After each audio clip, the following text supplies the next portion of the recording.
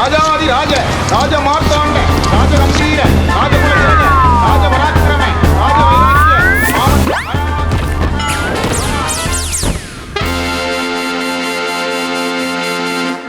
வணக்கம், வந்தனம், நமஸ்தே, நமஸ்கார், நமஸ்தே. நான் உங்க எழில். இது நியூஸ் 18 தர்பார். ஆஹா, என்னென்ன மாற்றங்கள் ஒவ்வொரு நாளில் நிகழ்ந்துக்கிட்டே இருக்கு. அரசியல்ல எப்படிலாமோ நினைச்சு பார்க்க முடியாத விஷயம்லாம் நடக்கு. திடீர்னு கர்நாடகாவில் ஒருத்தர் காலியாகிறார், ஒருத்தர் புதுசாக முதலமைச்சர் ஆகிறார். இந்த பக்கம் என்னடானா குடுன்னு ஓடியாரார் ஒருத்தர், எங்களுக்கே கொடுங்கன்னு கேட்குறாரு, வச்சுக்கோங்கன்னு தூக்கி கொடுக்குறாங்க. இப்படி சடன்னு மாற்றங்கள் நிகழுது. ஒன்று ஒன்றா பார்த்து மகிழ்ச்சியை வெளிப்படுத்துவோம். வாங்க நிகழ்ச்சிக்குள்ளே போவோம். செம்ம சீனுவா. அப்படியே மெரினா பக்கம் பார்த்தீங்கன்னா கடலா தளலாயா அப்படின்ற மாதிரி ஒரு பாட்டு வரும் இல்லையா, அந்த மாதிரி கூட்டமாக இருக்குது. என்னன்னு பார்த்தா நம்ம முத்தமிழறிஞர் அவர்களுக்கு 103வது பிறந்த நாள் விழா இல்லையா, அதை கொண்டாடுறதுக்காக அவருடைய நினைவிடத்துக்கு போய் வணங்கி எங்களை ஆசீர்வாதம் பண்ணுங்க அப்படின்னு எல்லாரும் அந்த பக்கமாக போயிருக்கிறாங்க.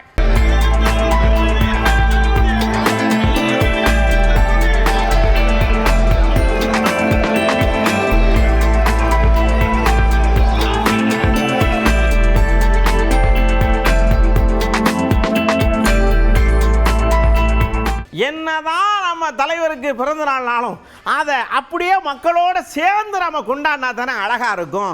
போடுங்க அன்னதானத்தை, போடுங்க லட்டை, கொண்டாடுங்க அப்படின்னு கொண்டாடி தீர்த்திருக்கிறாங்க திராவிட கழக முன்னேற்ற தொண்டர்கள்.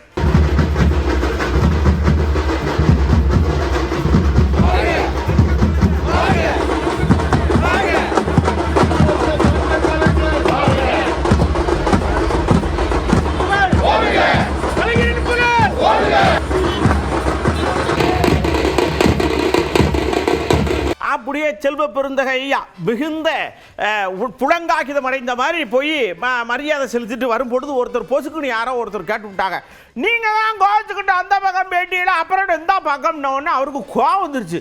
ஏங்க, நாங்கள் அந்த பக்கம் போனால் ஒரு தமிழனுடைய பண்பாடு கலாச்சாரத்தை பின்பற்றி ஒரு முதுபெரும் தலைவரை நான் சந்திக்க போகிறது இல்லையா, என்ன நினச்சிக்கிட்டு இருக்க நீங்கள்? ஆமாம், எனக்கு கண்ணெல்லாம் வேர்க்குது அப்படிங்கிற அளவுக்கு கோவப்படுதார். என்னுடைய மகள் திருமணத்திற்கு பத்திரிகை கொடுக்க பார்த்தோம். ஏங்க, உறவு என்பது வேறு, அரசியல் என்பது வேறு, ரெண்டுத்தையும் மிக்ஸ் பண்ண வேணாம். இப்போ கூட எல்லா பத்திரிகையாளரும் என்ன நீங்க கலைஞருடைய நினைவுக்கு போறீங்களாமா என்ன இது? எப்ப இந்த நாட்டில் தர்மம் இருக்கா, நியாயம் இருக்கா?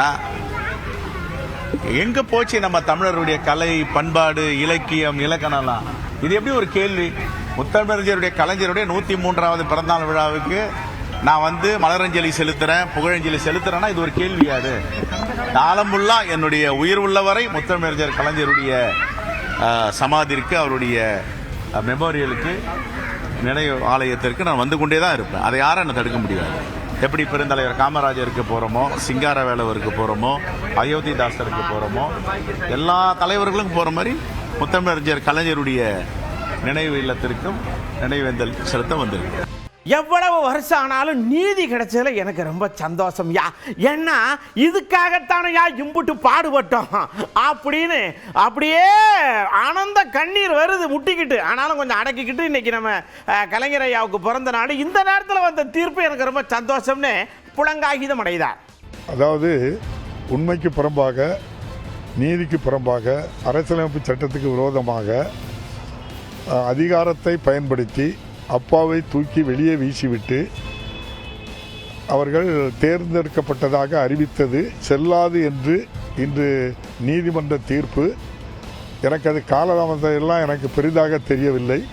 நீதி வென்ற மகிழ்ச்சியில் உங்களோடு நான் பயந்து, உங்களுக்கே தெரியும் இந்த கோர்ட்டில் எவ்வளோ தடவை அலைஞ்சிருப்போம் அப்படின்ட்டு சொல்லி, எத்தனை படி ஏறி இறங்கியிருப்போம் அப்படின்ட்டு சொல்லி, இதுபோல் உச்ச நீதிமன்றத்திலையும் எவ்வளவு முறை நம்ம சென்று வந்தோங்கிறதெல்லாம் உங்களுக்கு அவ்வளவு வலிகளையும் இன்று நம்முடைய இந்த நம்ம நீதியரசருடைய தீர்ப்பு அந்த வலிக்கு நிவாரணமாக கிடைத்திருக்கிறது. நன்றி. இது நம்முடைய மாண்புமிகு மறைந்த தலைவர் கலைஞர் அவர்களுக்கும் இன்றைய முதல்வர் அவர்களுடைய பாதத்திலே இந்த வெற்றியை காணிக்காக்கிறேன். நன்றி. ஓஹோ, இப்போ நான் எம்பியா இருக்கிறேன், ஆனா எனக்கு எதிராக தீர்ப்பு வருதா?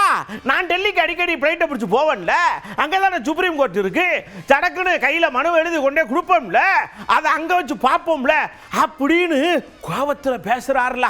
உச்ச நீதிமன்றத்தில் இந்த வழக்கு பல காலமாக நிலுவையில் இருந்துச்சு. ஏன்னா கொரோனா காலம் அப்படி. அது மட்டும் இல்லாமல் அப்பாவு தரப்பினர் தொடர்ந்து 3 முறை வாய்தா வாங்கினாங்க. கடைசியாக இது இறுதி தீர்ப்புக்கு வரும்போது வாய்தா வாங்கினாங்க. இது உண்மை, அது ஆர்டர் காப்பியிலே இருக்கு. இந்த சூழ்நிலையில் 2 தேர்தல்கள் முடிவடைந்து விட்டது. இனி இந்த வழக்கை விசாரிப்பதனால் என்ன பலன்? ஏன்னா இதில் ஒரு தீர்ப்பு வந்துட்டுனா மீண்டும் அப்பாவுவை அந்த சட்டமன்ற உறுப்பினர்னு அறிவிக்க முடியாது இல்லையா? அதனால விசாரிக்க தேவையில்லைன்னு உச்ச நீதிமன்றம் ஒரு தீர்ப்பு கொடுச்சு. மீண்டும் அப்படின்னா ஹைகோர்ட்ல இருக்கிற பெண்டிங் இருக்க கேஸ் என்ன ஆகும் அப்படின்னா, அதை கான்சிக்வென்ஷியல் ஆர்டரை ஹைகோர்ட் மே பாஸ் கான்சிக்வென்ஷியல் ஆர்டர் அப்படின்னு சொல்லியிருந்தாங்க. அப்படின்னா என்னன்னா, சூழ்நிலைக்கு தக்கவாறு ஒரு ஆர்டரை பிறப்பிக்கும் அப்படின்னு. பொதுவாக என்ன நினைப்பாங்கன்னா, அது இன்ஃப்ளக்ஷுவஸ், அதாவது காலாவதி ஆகிவிட்டது, அந்த கேள்வியே காலாவதி ஆகிவிட்டது என்று சொல்லுகிறத எடுத்துக்கிட்டு உயர்நீதிமன்றம் அந்த இதை தள்ளுபடி பண்ணும் அப்படின்னு எல்லாரும் எதிர்பார்த்துருப்பீங்க. ஆனால் உயர்நீதிமன்றம் என்ன சொல்லுச்சுன்னா, நாங்கள் ஏற்கனவே ஆர்டர் பாஸ் பண்ணியிருக்கோம்ல, அது எந்த விதத்திலையும் அது செட்டசைடுன்னு ஆகலையே, டெக்னிக்கல் இஷ்யூ செட்டசைடு ஆகலைல்ல, அப்படி இருக்கிறதுனால இந்த ஆர்டரை நான் பாஸ் பண்ணுறேன். எனவே அந்த அப்பாவு தேர்ந்தெடுக்கப்பட்டது செல்லும். இன்பதுரை தகுதி நீக்கம் செய்யப்பட மாட்டார், அவரிடமிருந்து எந்த ரெக்கவரியும் கிடையாது. ஆனால் அவருடைய பேருக்கு பதிலாக அப்பாவு பேரை பொறித்து கொள்ளலாம் என்று சொல்லிவிட்டு இதுக்கு அப்பீல் போகலாம் அப்படின்னு ஒரு ப்ரொவிஷன் இருக்கு. 90 நாளுக்குள்ள அப்பீல் போகணும். நீங்களே அப்பீல் போயிருங்களேன் அப்படின்னு நீதிமன்றத்தில் திறந்த நீதிமன்றத்தில் சொன்னார். எனவே உங்களுக்கு தெரியும், ஏற்கனவே கருணாநிதியே சொல்லியிருக்கார், நீதி கேட்டு நெடிய பயணம் போகணும்னு சொல்லியிருக்கார். நானும் நெடிய பயணத்துக்கு தயாராகிட்டேன். உச்ச நீதிமன்றத்தில் இந்த வழக்கை நான் அப்பீல் செய்து தடை ஆணை பெறுவேன். இறுதி தீர்ப்பில் நான் தான் வெற்றி பெறுவேன். இதுல எந்த சந்தேகமும் இல்லை. அப்படியே பொள்ளாச்சி ஜெயராமனியாவுக்கு பயங்கர கோபம். என்னங்க நீங்க ஆட்சியில் ஏறின உடனே மாற்றம் கிட்டோம், நீங்க கடைசியில் பழையபடி அந்த பாலியல் வன்கொடுமை, பெண்களுக்கு பாதுகாப்பு இல்லை, அப்படி இப்படின்னு போகுது, நாளுக்கு நாள் அதிகரிச்சுக்கிட்டே இருக்கு. நீங்க வாட்டுக்கு சத்தம் கட்டாம ஐடி கம்பெனிக்கு வேலைக்கு வந்த மாதிரி வந்துகிட்டு இருக்கிய அப்படின்னு பொறிஞ்சு தள்ளுறார் மனுஷன். இந்த 1 மாத காலத்தில் திமுக ஆட்சியில் எப்படி பெண்களுக்கு பாதுகாப்பு இல்லாத சூழ்நிலை நிலவியதோ அதை விட கூடுதலாக ஒவ்வொரு ஊருக்கும் ஒவ்வொரு விதமான பாலியல் சீண்டல்கள் பெண்களுக்கு ஏற்பட்டிருக்கிறது. இதை போக்குவதற்காக சிங்கப்பெண் படை அமைக்கப்படும் என்று அறிவித்தார். இந்த சிங்கப்பெண் படையைச் சேர்ந்த ஒரு பெண் போலீஸ்க்கு காவல்துறை ஆய்வாளராலே அவருடைய தன்மானத்திற்கே இழுக்கு ஏற்பட்டிருக்கிறது. திருவண்ணாமலையிலே பௌர்ணமி வலம் வந்த 2 சம்பவங்களிலே இளம் பெண்கள் நிர்வாணமாக்கப்பட்டு படம் எடுக்கப்பட்டு அவர்களுடைய தொலைபேசிக்கு தொடர்பு கொண்டு குற்றவாளிகள் உங்கள் படத்தை வெளியிடாமல் இருக்க வேண்டும் என்றால் பணம் கொடுக்க வேண்டும் என்று மிரட்டுகிற சூழ்நிலை ஏற்பட்டிருக்கிறது. அதே தினத்திலே நேற்றைய தினம் தூத்துக்குடியிலே தமிழக வெற்றி கழகத்தை சேர்ந்த அந்த கட்சியினுடைய நிர்வாகிகளே தகாத முறையில் ஒரு பெண்ணை வேலை வாங்கி தருவதாக சொல்லி ஏமாற்றி பாலியல் பலாத்காரம் செய்திருக்கிறார். இதையெல்லாம் அடக்குவதை விட்டுவிட்டு அதிமுகவை அழிப்பதாக நினைத்து தயவு செய்து நடிகர் விஜய் தகாத செயலில் ஈடுபடக்கூடாது. அவருடைய திட்டங்கள் என்ன? தாய்மாமன் சீர் எங்கே போயிற்று? மாதம் மகளிருக்கு 2500 ரூபாய் தொகை எங்கே எப்போ கொடுக்க போகிறீங்க? உங்கள் பிறந்தநாள் வந்து விட்டது, அந்த தேதியிலிருந்து முதல் மாதம் 2500 வருமா? தமிழ்நாடு முழுவதும் மகளிருக்கு எங்கே வேண்டுமென்றால் ஏசி வண்டியிலே கூட பஸ்ஸிலே இலவச பயணம் என்று சொன்னீர்களே, அதை எப்போது தொடங்கப் போகிறீர்கள்? அக்கா பயங்கர கோபத்தில் கேள்வியை கேட்கிறாங்க. முதல் கையில் அடுத்த செகண்ட் சிங்கப்பெண் படை வரும் அப்படின்னு கையெழுத்து போட்டியிட எங்க அந்த படை? என் கண்ணுக்கு ஒருத்தரையும் காணுமே. அப்படியே ஏஐல பயங்கரமாலாம் விட்டீங்கள, இப்ப அங்க ஒருத்தரையும் காணுமே, எங்க போச்சு? இடையில டெய்லி பிரச்சனையா வருது. அக்கா அப்படியே பொங்கி எழுதுறாங்க. தமிழிசை அக்கா திருவண்ணாமலையில் கிரிவலம் அங்க போன ஒரு பெண் பாதிக்கப்பட்டிருக்கிறார்கள். சொந்த கட்சினால தாவேக கட்சியை சார்ந்தவர்களாலே பெண்கள் பாதிக்கப்பட்டிருக்கிறார்கள். தண்டையார்பேட்டில் கிருஷ்ணா என்ற சகோதரர் கஞ்சா விற்பனையை தடுத்ததற்காக கொலை செய்யப்பட்டிருக்கிறார். பார்ல நடனமாடிய ஒரு பெண் கோயம்பேடுல கொலை செய்யப்பட்டிருக்கிறார். ஆக நமக்கு இது ரொம்ப அச்சுறுத்தக்கூடியதாக இருக்கிறது. ஏதோ நாங்க இப்பதான் வந்தோம் அப்படின்னு சொல்றதுல எந்தவித எக்ஸ்கியூஸும் கிடையாது. இன்னைக்கு டிஜிபி பொறுப்பேற்று இருப்பவர் இரும்பு கரம் கொண்டு அடக்குவார் என்று நான் நினைக்கிறேன். ஆனா முதலமைச்சர் அறிவித்த சிங்கப்பெண் படை எப்பொழுது பணியாற்ற ஆரம்பிக்கும், அதன் பணிகள் என்ன, ஒரு தெளிவான நிலை இல்லை. அதே மாதிரிதான் டாஸ்மாக் கடைகள், எந்தெந்த கடைகளை மூடணும்னு முடிவு செஞ்சீங்க, எந்தெந்த கடைகள் மூடப்பட்டிருக்கிறது, எந்தெந்த கடைகளை இன்னும் மூடணும் அப்படின்ற தெளிவும் இல்லை. புகார் பெட்டி ஒன்று வைக்கப்பட்டிருக்கிறது என்று கேள்விப்படுகிறேன். நான் தெலுங்கானா ஆளுநராக இருக்கும்போதே தெலுங்கானா ராஜ்பவனுக்கு வெளியே ஒரு புகார் பெட்டி வைத்திருந்தேன். அதே மாதிரி ராஜ்நிவாஸுக்கு எதிரிலே ஒரு புகார் பெட்டி வைத்திருந்தேன். மக்களின் புகார் பெட்டி வைக்கிறது சரிதான், ஆனா அது பெட்டிக்குள்ளேயே கடந்துடக்கூடாது. அப்படியே இந்த விஷயம் பூரா சர்ன்னு எடுத்துட்டு போய் அந்த விஜய் ஐயா டேபிள், அதாவது முதலமைச்சர் டேபிள்ல போட உடனே கொட்டிருப்பாக ஓல் இருக்கு. அவருக்கு கோவம் வந்துருச்சு. சடக்குனுங்க வாங்க அப்படின்னு மகேஷ்குமார் ஐயா கூப்பிட்டு, நீங்க தான் இனிமே பொறுப்பெடுத்துக்கிற சார்ஜ் எடுத்துக்கோங்க, மழை மழைன்னு எல்லாத்தையும் பண்ணி விடுங்க அப்படின்னு இருக்காரு. அண்ணாச்சி வந்து ஏதாவது புதுசா பண்ணுவார் ஓல் இருக்கு.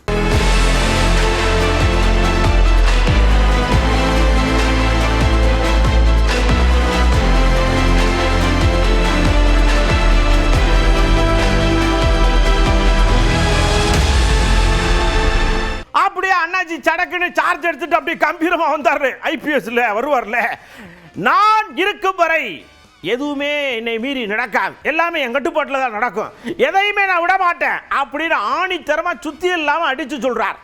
மாண்புமிகு தமிழ்நாடு முதல் அமைச்சர் அவர்களுக்கு, எனக்கு தமிழ்நாடு மக்களுக்கு சேவை செய்யறதுக்கு இந்த வாய்ப்பு கொடுத்ததுக்கு மன்மார்ந்த நன்றி தெரிவித்துக் கொள்கிறேன். தமிழ்நாட்டில் லா அண்ட் ஆர்டர் மெயின்டைன் செய்வதற்கு, போதை பொருட்கள் கண்ட்ரோல் பண்ணதுக்கு, பெண்கள் மற்றும் குழந்தைகளுக்கு எதிரான குற்றம் கட்டுப்படுத்துறதுக்கு, சைபர் கிரைம் கண்ட்ரோல் பண்ணதுக்கு எல்லா நடவடிக்கை எடுக்க போகிறோம். தமிழ்நாடு காவல்துறையில் இந்த முயற்சிகள் பொதுமக்கள் மற்றும் உங்களே தொடர்ந்து ஆதரவு மற்றும் ஒத்துழைப்பு கேட்டுக்கொள்கிறேன். நன்றி, வணக்கம். அப்படியே செல்வ பெருந்த ஐயாவுக்கு கொஞ்சம் பூஸ்டப் வந்துருக்குது பாருங்க, போட்டிருக்காங்கல்ல. அவர் பயங்கர கடுப்பா, அதாவது ஸ்ட்ரிக்டான ஆளு. ஆமா, ரொம்ப கட்டுக்கட்டுன்னு இருப்பாரு. யாரும் போய் ரெக்கமெண்டுக்கெல்லாம் போய் நின்ற முடியாது, அப்படி ஆளை போட்டிருக்காரு முதல்வர் ஐயா. நான் போய் அவர்கிட்ட போய் இன்னும் கொஞ்சம் போட்டு விட்டு வரேன் அப்படி சொல்லி உள்ள போயிட்டார். நான் கூட தான் சொல்லியிருக்கேன், இந்த கோயம்பேடுடைய நிகழ்வு கண்டிக்கத்தக்கது, பதற்றம் அடைய வைக்கிறது. இது போன்ற நிகழ்வுகள் நடக்கக்கூடாது. காவல்துறை இரும்பு கரம் கொண்டு அடக்க வேண்டும், ஒடுக்க வேண்டும். இப்போ நாம் பிறர் எல்லாரையும் கை காட்டணும் இல்லையா? இப்போ நாம் அதை செய்யணும்ல, அந்த இடத்துல தானே இருக்கோம். அது ரொம்ப வெளிப்படையாக தான் சொல்லியிருக்கேன். மக்களுக்காக தான் கட்சி, மக்களுடைய பிரச்சனை எடுக்கிறது தான் காங்கிரஸ் கட்சி. அது யாரு தப்பு செஞ்சாலும் தப்பு தானே. முதல்வர் இன்னும் கவனம் செலுத்த வேண்டும். காவல்துறை கடுமையான நடவடிக்கை எடுக்க வேண்டும். காவல்துறை முதலமைச்சருடைய கட்டுப்பாட்டில் இருக்கிறது. அவர் நேரம் எடுத்துக்கொண்டாலும் சரி, இல்லது துரித நடவடிக்கை எடுத்தாலும் சரி, இப்படிப்பட்ட குற்றங்கள் இனி வரும் காலங்கள் நடக்கக்கூடாது. நடந்ததற்கு கடுமையான நடவடிக்கை எடுக்க வேண்டும். முத்துசாமி ஐயா அவரு எங்கோ கோபத்தில் இருக்காரு. ஏன்னோ அங்கிட்டு போயிருப்பார் போல் இருக்கு. இந்த போராட்டம் பண்ண ஊரா அவரை பிடிச்சி கத்திருப்பாங்க போல் இருக்கு. நேரா வராரு, ஏயா மனுஷ மக்கள் போக முடியல, அவையாட்டு போராட்டம் பண்றோம்னு என்னைய பிடிச்சி கத்துறாங்க. நீங்க ஏதோ கொடுக்குறோம் சொன்னீங்க, கொடுக்க மாட்டேன், என்னவோ மாத்திரம் சொன்னீங்க, மாத்துங்களா ஏயா எங்களை போட்டு உயிரை வாங்குறீங்க? கத்துக்கிறதுனா டெய்லியா கத்துக்கிட்டு இருப்பியா, மலமலன்னு கத்துக்கிட்டு ஏதாவது பண்ணி விடுங்க ஐயா அப்படின்னு கெஞ்சி கேட்டுக்கிறார். விவசாயிகளை பொறுத்தவரை அவர்களுக்கு சொல்லப்பட்டது, இன்றைக்கு அவர்கள் கேட்பது என்ன எங்களுக்கு சொன்னார்களோ அதை செய்யுங்கள் என்று தான் கேட்கிறார்கள். எனவே அவர்கள் சொல்லப்பட்டதை தான் கேட்கிறார்கள். எனவே அது அரசாங்கத்துடைய ஒரு முடிவாக எடுக்க வேண்டிய ஒரு நிலை. அதைத்தான் விவசாயிகள் கேட்டுக்கொண்டிருக்கிறார்கள். எங்களை பொறுத்தவரை தளபதி எங்களுக்கு சொல்லியிருப்பது, ஒரு 6 மாத காலத்திற்கு எந்த பிரச்சனையும் இல்லாமல் இந்த அரசு நடக்கட்டும், அதற்கு பின்னாலே அதில் இருக்கிற குற்றம் குறைகளை நாம் எடுத்து சொல்லலாம் என்று சொல்லியிருக்கிறார்கள். ஆனால் சில பிரச்சனைகளை அவசரமாக சொல்ல வேண்டிய அவசியமும் இருக்கிறது. சில தவறுகள், உதாரணமாக கொலை நடக்கிறது, பாலியல் வன்கொடுமை நடக்கிறது, இதையெல்லாம் ஒரு எதிர்க்கட்சி எடுத்து சொல்லாமல் இருக்க முடியாது. முத்துசாமி ஐயா இப்படி கடுகடுன்னு சொன்ன உடனே தமிழிசை சிரிப்பா வருது. அண்ணா உங்களுக்கு விவரமே பத்தலண்ணே, என்னதுன்னு கேட்டோன்னு சொல்றாங்க. அவர் இன்னும் அந்த மாய உலகத்திலிருந்து வரல. இப்போ பாருங்களேன், இப்போ நான் சொல்லுவேன் சடசடன்னு வேலை நடக்கும் பாருங்க. ரெடி டேக் கிளாப் ஆக்ஷன் அப்படி சொல்லணும், கடகடன்னு வேலை நடந்துடும். இந்த சூட்சமும் தெரியல பல பேருக்கு. அப்படிங்க அக்கா சொல்றாங்க, நாங்க சொல்லலை. இல்லை, அது நம்ம பாடி லாங்குவேஜை நம்ம பார்த்தோம், அது எப்படி இருந்ததுன்னு பார்த்தோம். அதனால தான் நாங்கள் சொல்கிறோம், முதலமைச்சர் ஆனதற்கு பின்பு உங்கள் லாங்குவேஜையும் மாற்றணும், உங்கள் பாடி லாங்குவேஜையும் மாற்றணும். உங்கள் லாங்குவேஜும் மாறலை, பாடி லாங்குவேஜும் மாறலை அப்படின்னா நீங்கள் இன்னும் பிரச்சார மூடிலே இருக்கீங்களா அப்படின்றது. முதலமைச்சருக்கு ஒரு ஆலோசகர்கள் எப்படி இருக்கிறாங்கன்னு எனக்கு தெரியல. அதனால் நீங்கள் இப்போ ஆலோசகர்கள் வச்சுக்கணும். கிளாப் அடித்தா சொல்கிறது இல்லை, இப்போ கிளாப் பண்ணாலும் சொல்கிறது இல்லை. ஆலோசகர் இருந்து அதற்கான அட்வைஸோடு நடந்து கொள்வது நல்லது என்பது எனது கருத்து. அதனால கிளாப் அடிச்சு வசனம் சொல்ல ஆரம்பித்த முதலமைச்சர், கிளாப்புகளை வாங்கி வசனம் சொல்ல ஆரம்பித்த முதலமைச்சர், இன்னும் முதலமைச்சர் அது அந்த என்ன ஓட்டத்தில் இருந்து கிளாப் அடிச்சாதான் நம்ம பேசணும், கிளாப் அடிச்சாதான் நம்ம பேசணும் அப்படின்ற நிலையிலிருந்து உண்மையான பிரச்சனைகள் தமிழகத்தில் இருப்பதற்கு இதற்கு நான் என்ன தீர்வு வைத்திருக்கிறேன், இதற்கு நான் என்ன தீர்வு வைத்திருக்கிறேன் என்று சொல்வதுதான் சரியாக இருக்கும் என்பது எனது கருத்து. உரிமைங்கிறது என் சட்டை மாதிரி. சட்டையை கலட்டிட்டான கோவரும்ல, அதனால நான் சட்டையை கலட்ட மாட்டேன். அந்த அளவுக்கு எங்க உரிமை உங்க உரிமை எல்லா உரிமையும் சேர்த்து வச்சிருப்பான். கூட்டார்ல டி.கே. சிவகுமார் ஐயா, நான் முதலமைச்சராக பதவியேற்க போறேன், எல்லாம் சாயந்தரம் வந்துருக்க சாப்பாடு இருக்குன்னாரு. போயிருமா? நாங்க போக மாட்டோம். ஏன்னா எங்களுக்கு தன்மானம் முக்கியம். சொல்றது நம்ம மாணிக்கம் தாகூர் ஐயா. தமிழ்நாட்டினுடைய உரிமைங்கிறதுக்கு இதை கர்நாடக அரசியல்வாதிகள் அரசியலாக்குவது என்பது அவர்களுடைய பிழைப்பு. அதை வச்சு தான் ஓடிக்கிட்டு இருக்கு. அது எடியூரப்பாக இருந்தாலும் சரி, இன்றைக்கி பதவியேற்க போகிற சிவகுமாராக இருந்தாலும் சரி, அவர்களை பொறுத்த மட்டும் கர்நாடகாவினுடைய பிரச்சனைகளை திசை திருப்பணும்னா, பெங்களூரில் தண்ணீர் பிரச்சனை இருக்குது, அந்த பெங்களூரில் தனி பிரச்சனையை தீர்க்க முடியலைன்னா அதுக்கு நாங்கள் மேலதாக கட்ட போகிறோம்னு சொல்கிறதுக்கு அவர்களுடைய அந்த பழக்கம். எங்களை பொறுத்த மட்டும் அவர்களுக்கு என்ன அவர்கள் பேசுவதெல்லாம் அவருடைய அரசியலுக்கு பேசட்டும். ஆனால் தமிழ்நாட்டினுடைய உரிமைகளை எந்த காலகட்டத்திலும் காங்கிரஸ் கட்சி விட்டு கொடுக்காது. இதற்காக எந்த விலையும் கொடுக்க தயாராக இருக்குது. இந்த பக்கம் பேசுனது அந்த பக்கம் சிவகுமார் ஐயா கேட்டிருக்கும் பொழுது, ஐயா நீங்கள் வரலைன்னா தான் ரொம்ப நல்லது, நான் எங்கள் ஆளுகிட்ட சொல்லிவிட்டேன், மேகதாதுல செங்கல் மணல் சல்லி எல்லாத்தையும் கொண்டு கொட்டுங்க, நான் முதலமைச்சராக பதவி ஏற்றோன்னா கெட்டுங்க, அவ்வளோதான் மேட்ரு அப்படிங்காரு. விழுந்துட்டார்ல சட சடன்னு முதலமைச்சரான உடனே.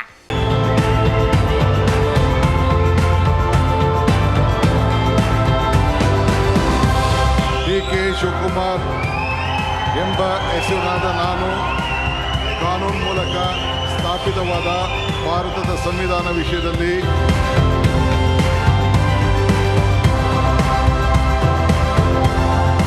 நாங்கள் ஒரு தடவைக்கு 100 தடவை போட்டோம். சப்ஸ்கிரைபர் கேனாட் பி ரீச்டுன்னு வந்துச்சு. அப்புறம் இவர் இன்னொரு பேசிக்கிட்டு இருக்காரு வந்துச்சு. சில நேரம் லைனே போகலை. எடப்பாடி ஐயாவுக்கு இப்படி தான் நாங்கள் கிட்டத்தட்ட 100 வாட்டி போட்டோம். இப்படியா வந்துச்சு. நாங்கள் என்ன செய்யட்டும்? அப்புறம் திடீர்னு லைன் கிடைச்ச உடனே சூழல் சரியில்லை, 100 நாளைக்கு பார்த்துக்கலாம்னு ஆவியை தான் சொன்னாங்க. இப்போ மாட்டேன்னு சொல்லிக்கிட்டு இருந்தா என்ன அர்த்தம் அப்படின்னு சொன்னார்ல, பாருங்க. அதை திரு எடப்பாடி பழனிசாமி அவர்களை சந்திக்கவும் அப்போது நேரம் கேட்கப்பட்டது. திரு எடப்பாடி பழனிசாமி அவர்களை சந்திக்கவும் அப்போ நேரம் கேட்கப்பட்டது. ஆனால் ஒரு சில தலைவர்கள் அவர்களுடைய சூழ்நிலை கருதி, அவர்களுடைய தனிப்பட்ட சூழ்நிலை கருதி, அவர்கள் இப்போதைக்கு வேண்டாம், நாங்களே தோல்வியுற்று இருக்கிறோம், இந்த டைமில் சந்திச்சா நன்றாக இருக்க, தோல்வியுற்று இருக்கிற நேரத்தில் சந்திக்க வேண்டாம் என்று அவர்கள் அதை அப்போதைக்கு அந்த அப்பாயின்மெண்ட்டை கன்ஃபார்ம் பண்ணல. எங்களுடைய தலைவர் இவர்கள் அவர்கள்னு யாரையுமே பிரிச்செல்லாம் இது பண்ணல.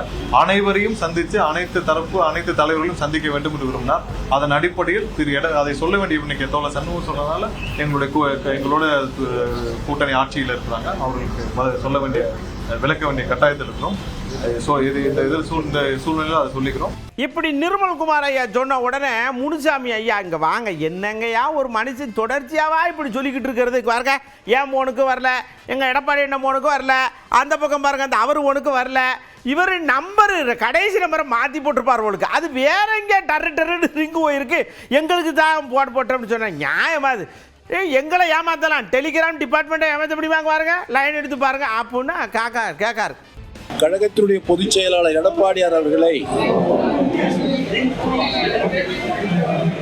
தமிழக வெற்றி கழகத்தினுடைய தலைவர் இன்றைய மாண்புமிகு முதலமைச்சர் திரு ஜோசப் விஜய் அவர்கள் சந்திப்பதாக நேரம் கேட்டதாக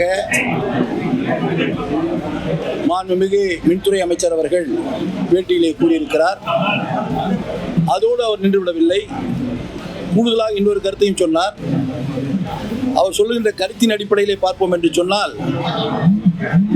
அவர் கழகத்தினுடைய பொதுச் செயலாளர் அலுவலகத்தை அவர் தொடர்பு கொள்ளவில்லை. அவர்கள் மாறாக கட்சியுடைய மற்ற தலைவர்களை கேட்டதாகவும் அவர்கள் இப்பொழுது வேண்டாம் என்று சொன்னதாகவும் அவர் சொல்லுகிறார். இது முற்றிலும் ஒரு தவறான செய்தி. எந்த சூழ்நிலையிலையும் தமிழக வெற்றி கழகத்தினுடைய தலைவர் மாண்புமிகு முதலமைச்சர் அவர்கள் அவரோ அவருடைய அலுவலகத்திலிருந்தோ பொதுச் செயலாளர் சந்திப்பதற்கு யாரும் நேரம் கேட்கவில்லை, அனுமதி கேட்கவில்லை என்பதை நான் தெளிவாக இங்கே குறிப்பிட விரும்புகிறேன். அப்படியே அண்ணாச்சி இன்னொரு விஷயத்தையும் சொல்றாங்க. அதாவதுங்க, முதலமைச்சர் ஆகிறதுக்கு முன்னாடி அந்த பதவியை பிடிக்கிறதுக்கு என்ன வேணாலும் பேசுறான், எப்படி வேணாலும் பேசுறான், மக்களை கவரணும்ல, கவர்ந்துடலாம். இப்போ நீங்க முதலமைச்சர், நீங்க என்ன செய்யணும்? பொறுமையா நிதானமா புள்ளி விவரங்களை எடுத்து போட்டு அழகா அம்சமா பேசணும். இப்பயும் அதாவது அப்படிலாம் பேசப்படாது. அப்படி பேசினீங்கன்னா கொஞ்ச நாள்லயே நமக்கு மூச்சு திணறிடும், சரக்குலன்றுவாங்க. அதனால நிறுத்தி நிதானமா, அன்பார்ந்த வாக்காளர் பெருமக்களே, இப்படி ஆரம்பிச்சாத்தான் ஃப்ளோ இருக்கும் அப்படிங்க. இந்த எப்படி ரீலில் வரும்போது, இன்ஸ்டாகிராமில் வரும்போது, சினிமாவில் டைலாக் வரும்போது எப்படி பார்க்கின்றவர்கள் உணர்ச்சி வசப்பட வேண்டுமோ, அதை போல நன்றி கூறுகின்ற அந்த மக்களிடத்திலேயும் உணர்ச்சி வசப்பட வேண்டும் என்பதற்காக அவர் தீர்ந்து போன கட்சி, தீய கட்சி, தூர்ந்து போன கட்சி எதேதோ சொல்றாரு. எங்களுக்கு ஒன்றும் புரியல. எந்த கட்சியும் தீர்ந்து போகாது, எந்த கட்சியும் ஒழிந்து போகாது. ஒரே தொண்டன் இருந்தால் கூட அந்த தொண்டன் கொள்கையோடு இருக்கிறான், அதுதான் முக்கியம். எந்த கட்சியில் ஒரு தொண்டன் இருக்கிறான் என்று சொன்னால் கூட கொள்கையோடு இருக்கிறான். இன்று கம்யூனிஸ்டுகள் இருக்கிறது 100 ஆண்டு காலமாக இருக்கிறது. ஆட்சிக்கே வர முடியாது என்று தெரியும். ஆனால் அந்த பொது உடைமை கொள்கையிலே ஈடுபாடு உடையவர்கள் ஆட்சி பற்றி கவலைப்பட மாட்டார்கள். தன்னுடைய கொள்கையை முன்னிறுத்தி இறுதி வரை போராடுவார்கள். அதே போல்தான் அனைத்து இந்திய அண்ணா திராவிட முன்னேற்ற கழக தொண்டனும் இறுதி வரை போராடுவான். இதெல்லாம் அவருக்கு தெரியாது, அவருக்கு தெரியறதுக்கு வாய்ப்பு இல்லை. ஏன்னா அவர் நடிகர் தானே, அங்க சொன்னதை செஞ்சுட்டு இருந்தார். அதே மாதிரிதான் நன்றி அறிவிப்பு கூட்டத்தில் சொன்னார். இவ்வளவுதான் அவர் சப்ஜெக்ட். சரக்கு இல்லாத ஒரு முதலமைச்சர், அவ்வளவுதான். அவர்கிட்ட நோண்டி நோண்டி கேட்டாலும் வேற மறுபடியும் எதனா ஒரு லெட்டர் கொடுத்தாங்கன்னா அதை சொல்லுவார், அவ்வளவுதான். எங்களுக்கு ரொம்ப வருத்தமா இருக்கு. அதாவது நானெல்லாம் இந்த கட்சியில் சேர்ந்து போய்கிட்டு இருக்கிற நேரத்தில் தம்பி பிறக்கவே இல்லை. தம்பி பிறந்தாரு, நடிச்சாரு, கட்சி ஆரம்பிச்சாரு, ஜெயிச்சார், வந்துட்டார், ஓகே, எல்லாம் சந்தோஷம் தான். ஆனால் அதுக்காக நாங்கள் இல்லை, சீன்லே இல்லை, இனிமேல் உங்களுக்கு வேலை இல்லை, இதெல்லாம் ரொம்ப தப்பு தம்பி. மனசை காயப்படுத்தப்படாது. ஒரு ஆள் இருந்தாலும் கொள்கையோடு இருப்போம். உங்களுக்கு கொள்கை இருக்கா? ஒரு கொள்கையும் கிடையாது அப்படின்னு பொள்ளாச்சி ஐயா ரொம்ப விசனப்படுதார். இந்த கட்சி தொடங்கிய நேரத்தில் பிறந்தே இல்லாத நடிகர் விஜய் ஏதோ அடித்த காட்டிலே வேகமாக மைனாரிட்டி ஆட்சியாக, பெரும்பான்மை இல்லாத ஆட்சியாக அமைந்து திமுக ஆதரவோடு வெற்றி பெற்ற கட்சிகளுடைய உதவியோடு ஆட்சி பொறுப்பிலே அமர்ந்திருக்கு விஜய், நடிகர் விஜய் நாவடக்கத்தோடு பேச வேண்டும். அதிமுக சந்தித்த சோதனைகள் பல, அதிமுக கண்ட வெற்றியும் பல. அதற்கான எடுத்துக்காட்டுகளை சொல்வதற்கெல்லாம் தமிழக மக்களுக்கு அவசியமில்லை. எல்லா மக்களும் தெரிந்து வைத்திருக்கிறார்கள். நன்றி சொல்ல போன இடத்திலே அவர் இந்த 1 மாத கால ஆட்சியிலே என்னென்ன மக்களுக்கு செய்திருக்கிறோம் என்பதை சொல்லி வாக்களித்த மக்களுக்கு நன்றி சொல்லாமல் தேவையற்ற முறையிலே கூடுதலான வார்த்தைகளை பயன்படுத்தி அதிமுகவை மிக குறைந்த அளவிலே அண்டர் எஸ்டிமேட் போட்டு பேசியிருக்கிறார். இதற்கு நாங்கள் எச்சரிக்கை செய்ய கடமைப்பட்டோம். இந்த வாருங்க, வந்து கொஞ்ச நாள் ஆகுது, எங்களை பார்த்து குறையா சொல்லிக்கிட்டே இருக்கியா, வாருங்க நாங்கள் என்னென்ன பண்ணியிருக்கோம் ஏதாவது பண்ணியிருக்கோம்னு சொல்லிட்டு களத்தில் இறங்கி ஆய்வு பண்ணி டேட்டாவை எடுத்து அள்ளி போடுறாரு நம்ம புசி ஐயா.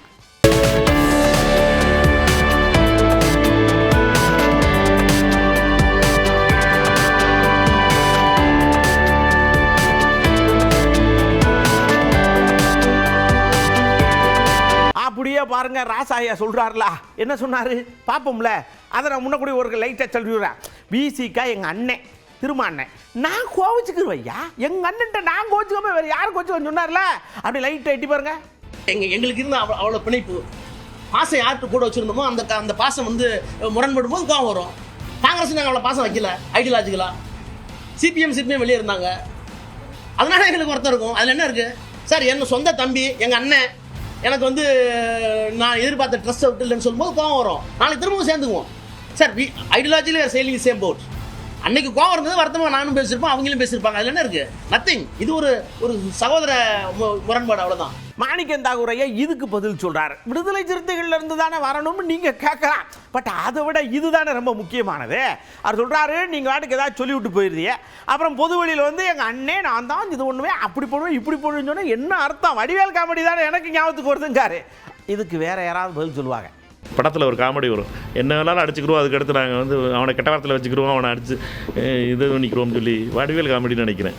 வடிவேல் காமெடி கதையாக இருக்குது ராஜா அண்ணன் பேசுகிறது. விசிகே எவ்வளோ அவமானகரமான பேச்சு, பெரம்பலூரில் எவ்வளோ அடித்து அவர் மீது வன்மத்தை காட்டினாங்க. வாயிருக்குங்கிறதுனால இவ்வளோ வடை சுடலாமா ராஜா அண்ணன் என்னட்டுனா, உண்மையிலேயே விசிகே பொறுத்த வரைக்கும் அண்ணன் திருமா அவர்கள் வந்து ரொம்ப பெருந்தன்மையோடு நடந்து விட்டார். அதுக்கு அடுத்து பெரம்பலூரில் நடந்த தாக்குதலுக்கு அப்புறமும் அதற்கு மேல் அவர்களுடைய இந்த அல்ட்ரா சில்ட்ரு ஐடிவிங், திமுகவோட அல்ட்ரா சில்ட்ரு ஐடிவிங் பண்ணுற அட்டூழியம் இருக்குவாருங்க, அது ஒன்று இருக்க விசிகே நண்பர்கள்லாம் அவமானப்படுத்தி அவர்களை அமைச்சராக இருக்கிற திரு வன்னியரசு அவர்களாக இருந்தாலும் சரி, எல்லாரையும் பண்ணிட்டு இப்படி பேசுகிறதுங்கிறதே ரொம்ப கொடுமை. எங்களுக்கு பாசம் இருக்குது அதனால் அடிச்சுக்கிறோம் பிடிச்சிக்கிறோங்கிறதுனா அவமானப்படுத்தி அசிங்கப்படுத்தி நீங்கள் விசிகே வந்து நினச்சிட்டு இப்போ இப்படி பேசுகிறதுங்கிறது தவறானது. அந்த ராஜா அவர்களை பொறுத்த மட்டும் விசிகே விடுதலை சிறுத்தைகளிடம் மன்னிப்பு கேட்கணும். எம்ஆர் விஜயபாஸ்கர் ஐயா ரொம்ப நாளாக தங்கிட்டுக்கிட்டு அப்படி இப்படி இருந்து போகையா போய் வேலையை பாருங்க அப்படின்னு அனுப்பிச்சு விட்டுருப்பா அவளுக்கு. மனுஷன் கரூர் போனார், வரவேற்பு 2 பக்கம் நின்று கையெடுத்து கும்பிட்ட மாதிரி கோலாட்டாடியெல்லாம் வரவேற்பு கொடுத்துருக்காங்க. அவரும் சேர்ந்து ஆடி இருப்பார் போல் இருக்கு. மக்களுக்கு அவ்வளவு வேல்யூங்க, நல்ல மனுஷன் தான்.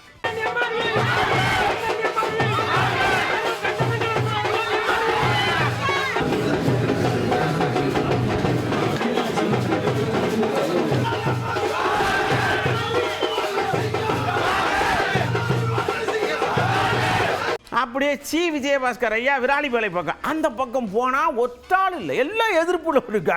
ஏயா கூடயே இருந்து இப்படி பண்ணிவிடலாமா அப்படின்னு கோவத்தில் இருந்துருப்பா ஓல் இருக்கு. இப்போ சாவியை மட்டும் கொண்டு வரலன்னு வச்சுக்கோங்களேன், அப்படித்தான் சொல்லிட்டேன், கரெக்டாக பிடிக்கி விட்டுருவேன் அப்படின்னு மிரட்டின உடனே சாவியை கொண்டு வந்து கொடுத்துட்டு போங்கயா அப்படின்ட்டார் மனுஷன். கொஞ்ச நாள் கழிச்சு எதுவும் நடக்கலாம், கூடுவாங்க.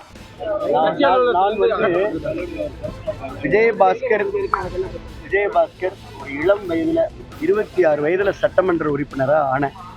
தமிழகத்திலே ஒரு இளமையான வயதில் நான் சட்டமன்ற உறுப்பினர். உங்களுக்கே தெரியும், 2001 சட்டமன்ற உறுப்பினராகி 5 முறை நான் தேர்தல் நின்று 5 முறையும் மகத்தான வெற்றி பெற்றிருக்கிறேன். இந்த முறை 62,073 வாக்குகள் வித்தியாசத்தில் ஒரு மகத்தான வெற்றி பெற்றிருக்கிறேன். எப்போதுமே இயக்க நண்பர்களை, ஒன்றிய கழக நேரத்தில் நான் வந்து என்னுடைய நட்பா உறவா இந்த மக்களை நான் வந்து அப்படிதான் நான் வந்து எல்லாரோடையும் பழகிட்டு இருக்கேன். 4-5 நாட்களுக்கு பிறகு புதுக்கோட்டைக்கு இன்னைக்கு வர்றப்ப எல்லாரும் வந்து ரொம்ப ஆர்வமா வந்து எங்களுக்கு பார்க்க வர்றாங்க. இது எப்போது எங்களுக்கான பாண்டிங்க.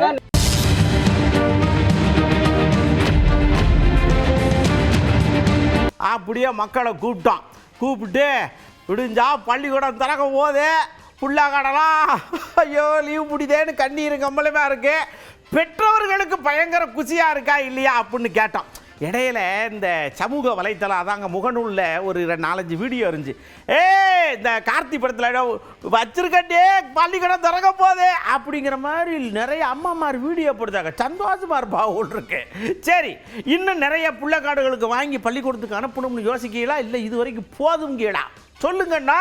அம்மாமார்களுக்கு அவ்வளவு குஷி. சொல்றாங்க பதில. ஸ்கூல் லீவ் விட்டதுலேருந்து ஐஸ்கிரீம் வாங்கி கொடு, பார்க்கு கூட்டு போங்க, கோயில் கூட்டு போங்க, ஊர் உலகம் சுற்றுறது, ஃபால்ஸ் பக்கம் போகிறதுன்னு போய் அதுவே ஒரு பக்கம் ஒரு செலவு. பட் இருந்தாலும் பசங்க லீவ் விட்ட விதத்தில் நமக்கு வந்து கொஞ்சம் ஓரளவுக்கு கோஆப்ரேட் பண்ணதுனால, அதுக்குண்டான ஒரு வருமானங்கள் பண்ணதுனால நம்ம இன்னைக்கு ஸ்டேஷனரி அவங்க கேட்குற பொருள்லாம் போய் ஓரளவுக்கு வாங்கி கொடுக்குற மாதிரி இருக்குது. வீட்டில் இருக்கையில் சேட்டை சண்டை ஒன்று கொண்டு சண்டை ஓட்டு சண்டைக்காடாக இருந்துச்சு. இப்போ வீட்டில் ஸ்கூலுக்கு போகணுங்கையில் கஷ்டமாக தான் இருக்குது. இந்த டைம் எப்போவுமே என்ன கிடைக்காது. அடுத்த வருஷம் லீவில் தான் அந்த குழந்தைங்களுடைய உண்மையான பாசம் பெற்றோர்களுக்கு கிடைக்கும். சுட்டியே அடமன்னாலும் வீட்டில் நல்லா நாங்கள் பிள்ளைங்க கூட டைம் ஸ்பெண்ட் பண்ணோம். இப்போ ஸ்கூலுக்கு போகிறதால ஃபீலிங்காக இருந்தாலும் மிஸ்ஸுங்க கொஞ்சம் கேர் பண்ணி பார்த்துக்கணும். ஏன்னா இதுக்கு மேலே நாங்கள் எங்களோட வேலையை பார்க்க கிளம்பிடுவோம். இனிமேல் அவங்களுக்கு ஃபீஸ் கட்டணும், அவங்களுக்கு ஸ்கூல் ஐட்டம்ஸ்லாம் வாங்கணும். நோட்டு புத்தகம் வந்து ஸ்கூலில் கொடுத்துட்றாங்க. மற்ற இதர சாமான்கள் பேனா, பென்சில், ஜாமெட்ரி பாக்ஸு மற்ற இதெல்லாமே வெளியில் தான் நம்ம வாங்க வேண்டியிருக்கு. வெளியில் வந்து பிள்ளைகளை கூப்பிட்டு போனோம்னா எனக்கு அது வேணும் இது வேணும்னு சொல்கிறாங்க. ஜாமெட்ரி பாக்ஸ்னால் விலை கூட. புக்ஸ் எல்லாம் ஸ்கூல்லேயே கொடுத்துருவாங்க. அப்புறம் ஃபீஸ் எப்பவும் போல் ஜாஸ்தியாக போயிட்டுருக்கு. அப்புறம் பேனா பென்சிலில் கொஞ்சம் ரேட் ஜாஸ்தி தான். உண்மையான ரொட்டீனே இனிமேல் தான் ஆரம்பிக்குதுன்னு நினைக்கிறோம். 2 மாசமாக வந்து ரொம்ப ஃப்ரீயாக அவங்களோட டைம் கன்வீனியன்ஸ்க்கு இருந்தாங்க. ஸோ திருப்பி அவங்கள வந்து நாங்கள் அந்த டைமுக்கு அவங்கள ஸ்கூல் டைமுக்கு எழுப்பி அப்புறம் நாங்கள் குக் பண்ணுறது யூஸ்வலாக பண்ணுறது தான். பட் டைமிங்க்கு எல்லாமே நடக்கணும் இல்லையா? அவங்களுக்கு டிஃபன் பேக் பண்ண எல்லாம் கேட்டதெல்லாம் செஞ்சு கொடுக்கணும், இல்லைன்ட்டு அதுக்கு ஒரு கழுகுவாங்க. ஸோ இப்போ வந்து பிள்ளைங்களுக்கு டைமாக நம்ம ஸ்கூலுக்கு அனுப்பிட்டு நம்ம ஒர்க் என்னமோ நம்ம கரெக்டாக பார்க்கலாம். இவ்வளோ நாள் ரெஸ்ட் எடுத்தாச்சு. இப்போ நெக்ஸ்ட் வந்து இப்போ பசங்களை பார்க்குறது தான் அடுத்த வேலை. அந்த காலம் வந்து பிள்ளைகளை படிக்க வைக்கும்போது 100, 200, 500 ரூபாய்க்குள்ளே படித்த பென்சிலு நோட்டு எல்லாமே வாங்கணும். இப்போ வந்து 1000, 2000ன்னு விலைவாசிகள் எல்லாமே உயர்ந்து போயிடுச்சு. மொபைல்னு எல்லாருமே விளையாண்டுக்கிட்டு இருக்காங்க. அவங்க ஸ்கூலில் போய் எல்லாம் படிக்கணும், படித்தா தானே இது பண்ண முடியும். இதுக்குண்டான ஒரு செலவு வரும்னு சொல்லி முதவே நம்ம ப்ரிப்பேர் பண்ணிக்கிட்டதுனால நமக்கு அந்த மாதிரி ஒன்றும் தெரியலை. அதனால் ஸ்கூல் திறக்கிறது பெற்றோராக இருக்கிறவங்களுக்கு ரொம்ப மகிழ்ச்சி தான். இதுவரைக்கும் நம்ம தர்பாரில் அழகழகான விஷயங்கள் எல்லாம் எடுத்து போட்டோம், பார்த்து ரசிச்சிருப்பீங்க. இன்னும் அரசியலில் ஏகப்பட்ட விஷயங்கள் நடக்க காத்துக்கிட்டே இருக்குது. ஒவ்வொரு ஏரியாவிலையும் அப்படித்தாங்க இருக்குது. எடுத்து போடுவோம்ரா, உட்காந்து பார்த்து ரசிங்க. சரியா? அடுத்த தர்பாரில் ஏகப்பட்ட விஷயத்தோடு நான் உங்களை சந்திக்கிறேன். அதுவரை உங்களிடமிருந்து அன்போடும் பண்போடும் பாசத்தோடும் விடைபெற்றுக் கொள்வது உங்கள் அன்பு நண்பன் எழில். வணக்கம் மக்களே.